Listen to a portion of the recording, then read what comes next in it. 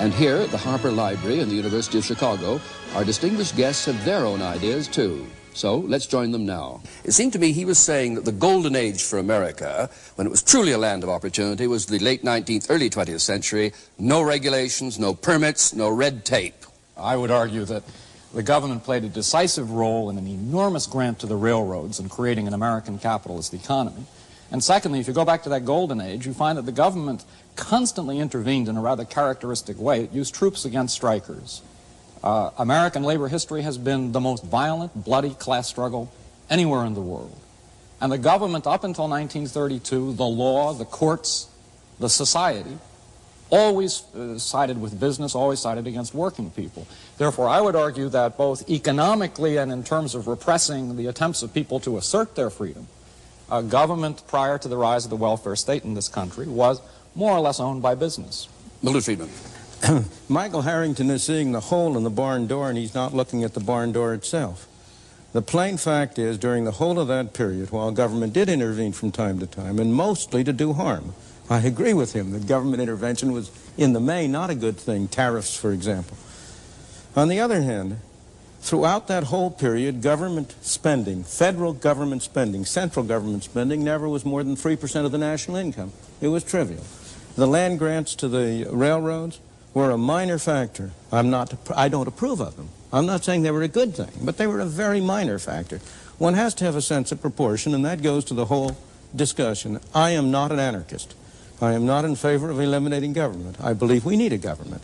But we need a government that sets a framework and rules within which individuals, pursuing their own objectives, can work together and cooperate together. And they work together and cooperate together not only in economic areas. Well, I want to hold you for a moment, though, to that golden age theory, that we were best when we were regulated least in the late 19th and early 20th century, because remember, the sweatshop analogy comes out of there, sure, when there was no attempt to restrict hours of work or to regulate working conditions. Now, is that a view you accept of that period? Well, I think it's necessary to contrast it with what's happened in the interim. I don't see how we can talk about that without comparing it with the interim period. Now, you talked earlier about the fact that during the last 50 years, we had squandered some of our inheritance of freedom. Absolutely. And I believe during the last 50 years, we really have improved our freedom. I spent over half that time working for one of the world's largest industrial companies, the DuPont Company, deeply involved with the launching of new ventures and got to know the free enterprise system well and have a very healthy respect for it. But during that interval, and particularly during the last few years, and I've been more involved with government and with environmental matters, I have become convinced that our freedom was improved when the people are allowed to add to their freedom in the marketplace, the freedom for voting with their dollars in the marketplace, the freedom to vote with their ballots in the polling place, to put some restraints on the excesses of the marketplace, particularly when you're concerned with such things as the long-term impact on our health from the pollution of our environment, the introduction of carcinogenic materials, or the irradiation of our people with nuclear products. What about putting some restraints on the excesses of government? Hasn't that become an ever more serious problem? How is it that a government of the people, supposedly, does things which a very large fraction of the people would really prefer not to have done, such as overtax them, overgovern them, overregulate them? I think you're looking, again, at one side and not the other. And of course, I agree we have to look at what's happened in the interim. We're better off than we were 50 years ago. Never would deny that. But we stand on the shoulders of the people who went before. We have to look at how much they achieved from where they started. And that was a period in which you had the tremendous influx of immigrants from abroad, millions and millions and millions of them. When you opened up a new continent, when you had achievements. Milton, are you saying, though, that there's any sense in which you'd rather go back to those circumstances where there are no regulations of factory work, no hours, limitations on hours of work? Do you want to return to that, or do you just say that was a stepping stone to where we are now? It depends on what you mean by circumstances. I don't want to have to go back to using a horse and buggy instead of an automobile. But I would prefer to go back to the kinds of governmental regulations or absence of regulations, the greater degree of freedom which was given to individuals to pursue one activity or another, which prevailed then than which prevails now. I think that really our industrial leaders have been dragged into the future screaming They resisted the child labor laws, they resisted Social Security, labor unions, and now the environmental movement.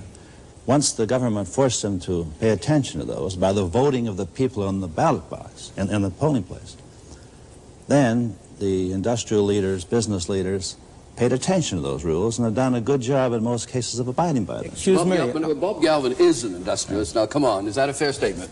Maybe the industrialists have a clearer view of history and its prospects. The most precious asset we possess is freedom. The easiest way to lose one's freedom is to go into receivership. And I mean economic receivership, because a receiver is a dictator. And to the degree that we employ the costs and the burdens of government that lead us in the direction of further debt, ultimate receivership, and then the political consequence of the imposition of the political dictator over the economic and the job and the living rights of the individual, that maybe the industrialist can see farther down the pike as to the consequence of all this. Michael Harrington? I just think that two things. One, to view freedom positively, I think people over 65 years of age in the United States today are freer now because of Medicare. I do not think that the freedom to die from the lack of medicine was a very good thing. Secondly, related to industrialists, I think that one of the startling things about American history is that when Franklin Roosevelt was saving the system from itself, the main beneficiaries were screaming bloody murder at him for being a traitor to his class, when he was in fact the salvation of that class. And I think therefore if you look at our history, I do think you find a tremendous myopia on the part of industrialists, and you find that the positive increments to our freedom, interestingly enough, have not come from the college graduates, but often from people with, not from the best people. It's come from working people, it's come from poor people, it's come from blacks and Hispanics and the like. Milton, would you reply, but then tell us why you took us to Hong Kong to prove something? Sure. Unaccustomed as I am to agreeing with Michael Harrington, I will agree in part with what he's just said. I do not believe it's proper to put the situation in terms of industrialists versus government. On the contrary, one of the reasons why I am in favor of less government is because when you have more government, industrialists take it over. And the two together form a coalition against the ordinary worker and the ordinary consumer. I think business is a wonderful institution, provided it has to face competition in the marketplace, and it can't get away with something except by producing a better product at a lower cost. And that's why I don't want government to step in and help the business community. Now, I want to go to your question about Medicare. There are many people who have benefited from Medicare, but you're not looking at the cost side. What has happened to the people who are paying for it? We don't have a free good. It isn't coming from nowhere. And are they benefiting from it in a cost-effective way? Those are the questions. It's demagoguery, if you'll pardon me, Michael Harrington, to say the people who have Medicare are freer. Of course, in one dimension. But they themselves have been paying all their lives. And have they gotten a good bargain? At the moment they have. The young men, the young working people who are going into Social Security now, they're going to get a very raw deal indeed. Milton,